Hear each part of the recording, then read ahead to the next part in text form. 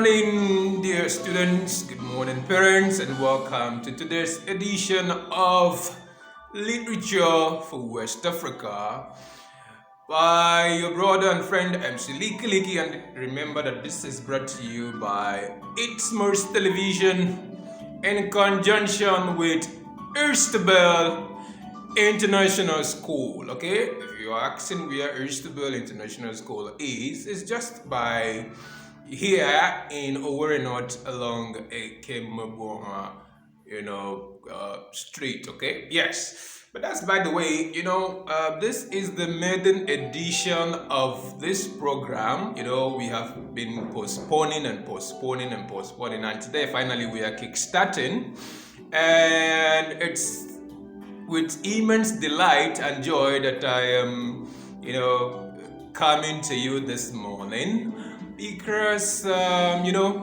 it's been like it's not going to actually start. Some people have started condemning us, because certain things were expected and it was as if it was not forthcoming.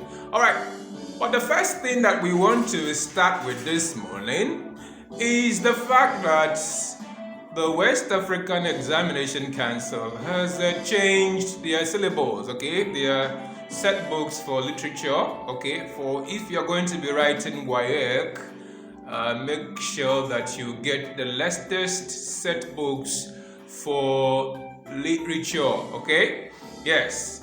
Now, I am not going to be telling you the list of books and poems that you're supposed to be reading, okay? But I'm just going to take the first poem, all right, in that list that I just received from the West African Examination Council.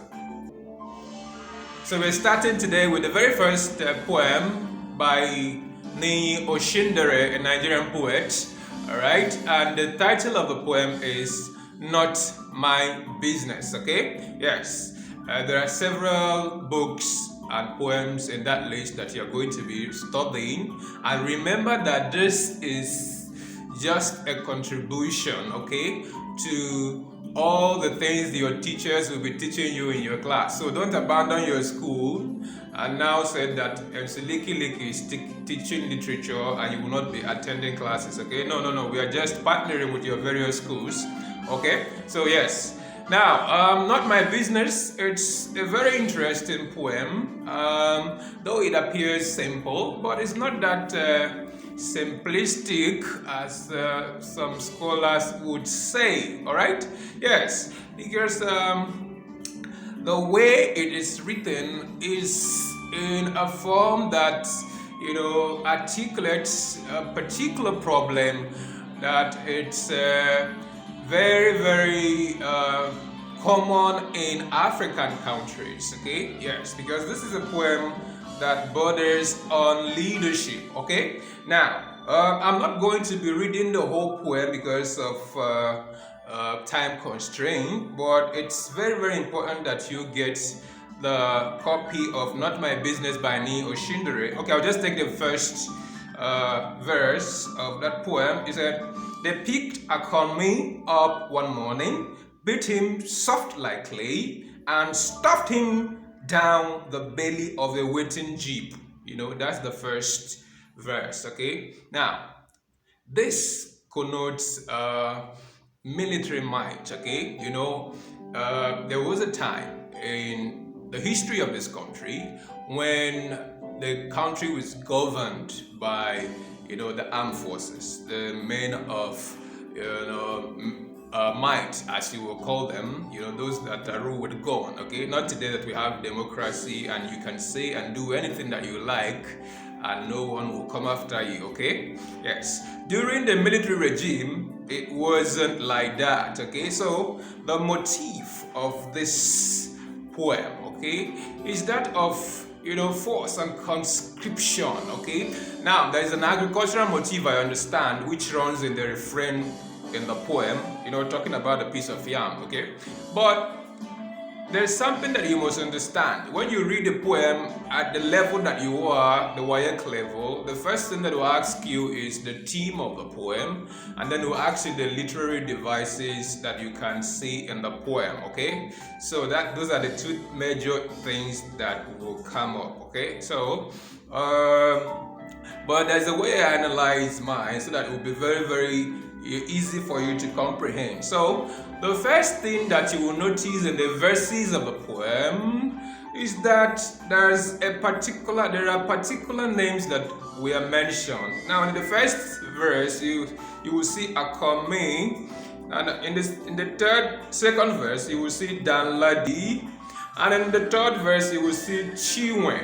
All right, what does that tell you? Of course, it tells you about the three major ethnic groups in Nigeria. All right, now what it tells you is that this deleterious effect of military leadership doesn't spare anybody from any tribe, okay? As long as you're doing something that they don't like, all right, they will come after you.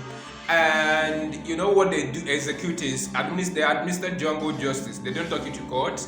They just, kill you. All right? Yes. And nobody will raise an eyebrow about your death. Okay. So the first theme is that theme of the danger of not condemning what is evil. Okay, because the persona in this poem, okay, the poet persona refused to speak out and condemn what is happening in his immediate society that is bad because it hasn't affected him or her, okay?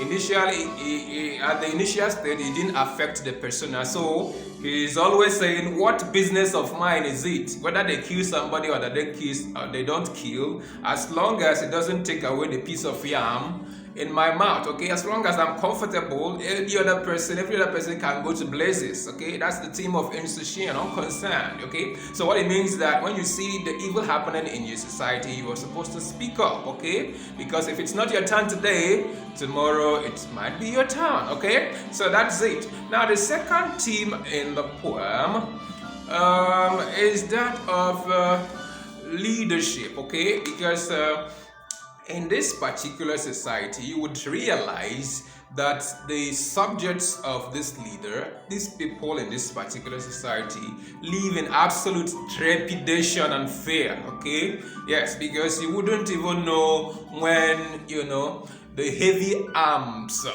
of the ruler will come after you and pick you up and, trash you and possibly kill you, So that is it. The theme of leadership. It's important that every society, all right, is ruled or governed by a leader, okay, who has the interest of the people at heart. And now finally, the third theme that I'm taking today is what I would call ethics versus parochialism, okay? Because you will understand that in the third verse, Chinwe was relieved of her job because of no reason in particular, okay? She just came to the office and she was told you are no longer needed, okay? And what does that tell you? It tells you, a situation where opportunities are given based on sentiments, okay? Yes, not on merit, okay? So that's it, okay? Parochialism, instead of your meritocracy, what we have here is parochialism, where the employers do whatever they like, okay? They can hire and fire at any time, okay? So that is the third theme that we're taking. Now remember that we're not taking very long in explaining these things because your teachers in class will also make their input and contributions, okay? All right, so the very glaring device to be noticed is that the poem is not rhymed, okay? It's a free verse form, okay? So and remember that Nini Oshindara is known by his this his unique way of writing poetry, all right? They call it the democracy of poetry, where he speaks the tongue of the common man, okay? Of course, he defined poetry not as the esoteric whisper, of a particular group of people, okay? So, but it's the language that should be spoken. He said poetry is the commodity, all right, in the marketplace. So it's a language that people should not run away from, a subject that people should embrace and actually appreciate and use effectively to calibrate social transformation. All right, until I come your way again, now remember to visit Itmos Enterprises right here at Deborah Wingwe Close, because we have a lot of services that will actually benefit you, okay? Yes. My name remains empty, licky. Until I come your way again, I'm saying bye for now.